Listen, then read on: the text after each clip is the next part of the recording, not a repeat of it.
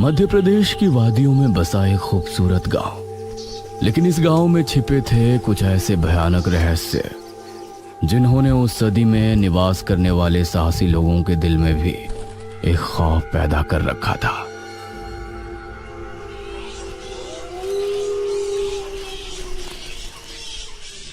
आज तो बहुत दिनों के बाद मित्रों से मिलना हो रहा है, बहुत आनंद आएगा।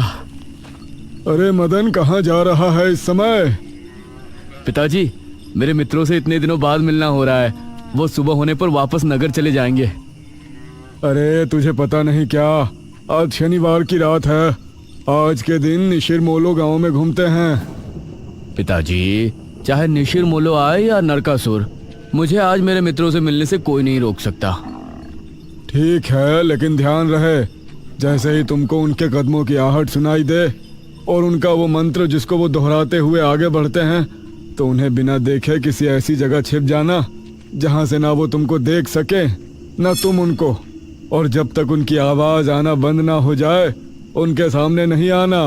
वो 4 भयानक आदमी होते हैं जो अपने कंधों पर एक ताबूत को उठाए होते हैं, और अगर कोई उन्हें देख ले तो वो जिंदा नहीं बचता। मुझे पता है पिताजी, अब मैं चलता हूँ। यह कहकर मदन घर से निकल गया, लेकिन उसके पिता के चेहरे पर उसकी फिक्र साफ नजर आ रही थी। निशिर मोलो आ जाएंगे और साथ ले जाएंगे।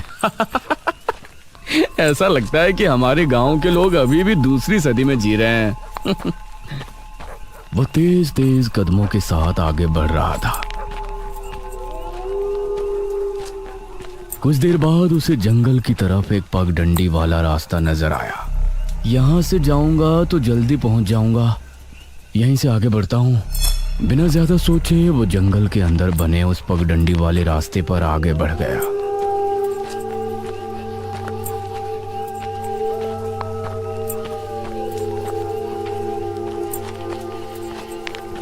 आज तो बहुत मजा आने वाला है, मिलकर खूब मदिरा पान भी करेंगे। तभी उसे भारी कदमों की आहटों के साथ कुछ आवाजें सुनाई देने लगी। इन आहटों और आवाजों को सुनकर वह एकदम से चौंक पड़ा और उसकी आंखें डर से बड़ी हो गईं। हे भगवान! वो जल्दी से झाड़ियों की तरफ भागा और उनमें छिपकर बैठ गया। वो झाड़ियों की ऊंट में बैठा लंबी लंबी सांस ले रहा था। वो आवाजें अब और ज्यादा साफ होने लगी थी। उसे यकीन था कि अब वो लोग उसके करीब ही आ रहे हैं। उसने धीरे धीरे छिपकर अपनी एक आंख से उनको देखा और वो हैरान रह गया।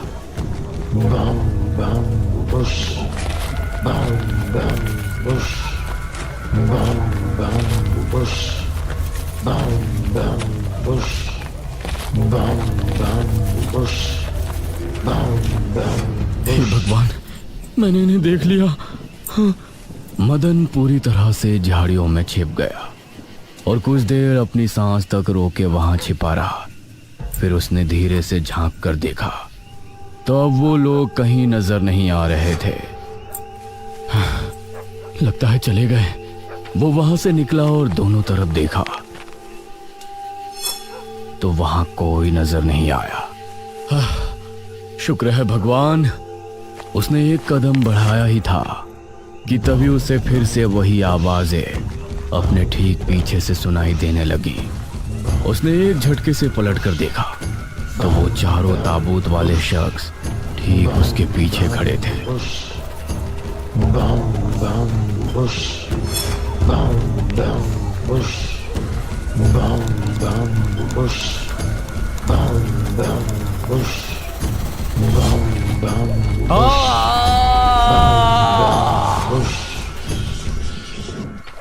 इस तरफ जब देर रात भी मदन वापस नहीं लौटा तो उसके पिता को उसकी चिंता होने लगी। उसने गांव के एक आदमी विपुल को साथ लिया और जंगल की तरफ रवाना हुआ।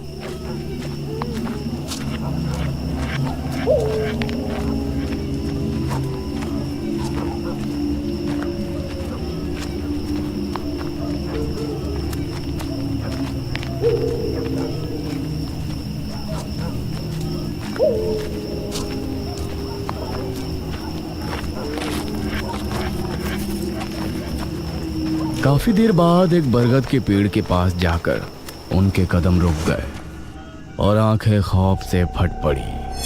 उन्होंने मदन को रहस्यमयी परिस्थिति में पाया।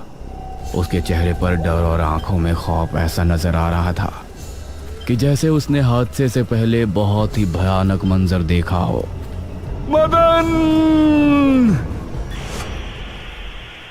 400 साल बाद अंधेरा जंगल, सुनसान रास्ता, चारों तरफ सिर्फ पेड़ पौधे और कोहरा। मेघना उनके बीच अकेली खड़ी थी।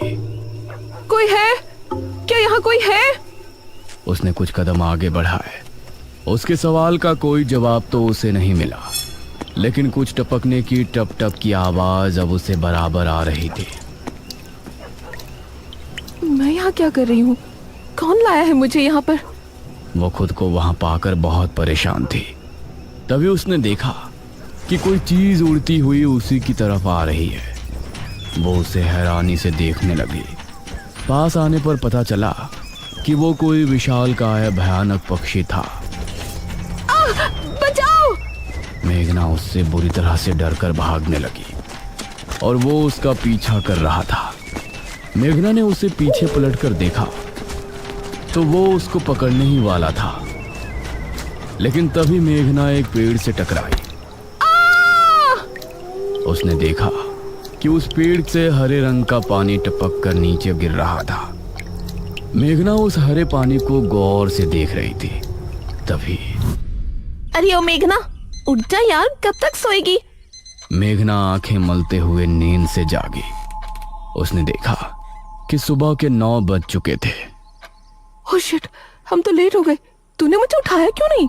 मेघना अपनी एक पार्टनर इशिता के साथ दिल्ली में रह रही थी, जहां वो एक लैब में काम किया करती थी। दोनों ने साथ नाश्ता किया और फिर तैयार होकर अपनी लैब के लिए निकल गई।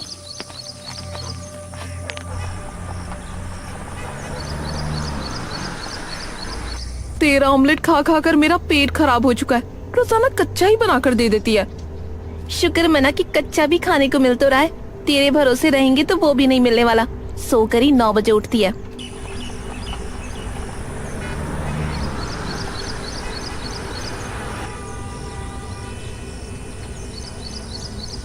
ये दोनों लैब में पहुंचे और वहां जाते ही इशिता के पास प्रोफेसर जयदेव की कॉल आई। तुम दोनों ने इस बार बहुत समय ले लिया है। जो एंटीडोट बनाने का काम तुमको दिया था वो पूरा करोगे या नहीं? प्रोफेसर साहब, बस ये समझ लीजिए कि काम होने ही वाला है। आप हमें 3 दिन का समय और दीजिए। ये कहकर उसने कॉल काट दिया। तो इतने दिनों से प्रोफेसर को घुमा रही है, आखिर तू ये एंटीडोट तैयार करेगी कैसे? ये सुनकर इशिता ने एक किताब निकाली।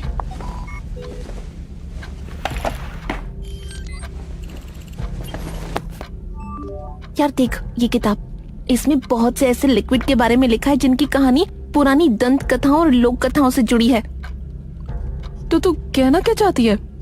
मुझे इस किताब में बहुत ही अनोखे लिक्विड के बारे में पता चला है, जिसे मृत्युंजय अमृत कहते हैं। हम उस लिक्विड का टेस्ट करेंगे और अगर वो हमारे काम का निकला तो उसे यूज भी कर सकते हैं। मृत्युंजय अमृत? देख, मैं तेरे साथ कहीं नहीं जाने वाली हूँ। ये सब बातें बकवास होती हैं। अरे देख तो सही, इस पेड़ से हर पूर्णमासी की रात ये हरा लिक्विड टपकता है। तभी मेघना ने देखा कि उस पन्ने पर किसी मृत्युंजय अमृत के बारे में लिखा था और उसमें ठीक वही पेड़ दिखाया गया था जो मेघना रोजाना अपने सपने में देखा करती थी।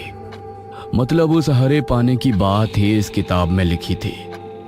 हे भगवान, क्यों हिला डाला ना? है ना इंटरेस्टिंग? मेघना ने कुछ सोचा और फिर जवाब दिया, हाँ, तो हम दोनों कल ही बीरमपुर गांव के लिए निकलते हैं।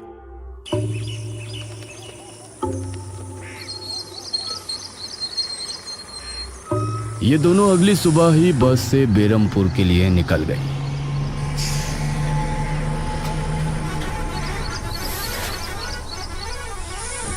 वैसे एक बात बता, तू मेरे साथ वहां जाने के लिए एक ही बार में कैसे राजी हो गई?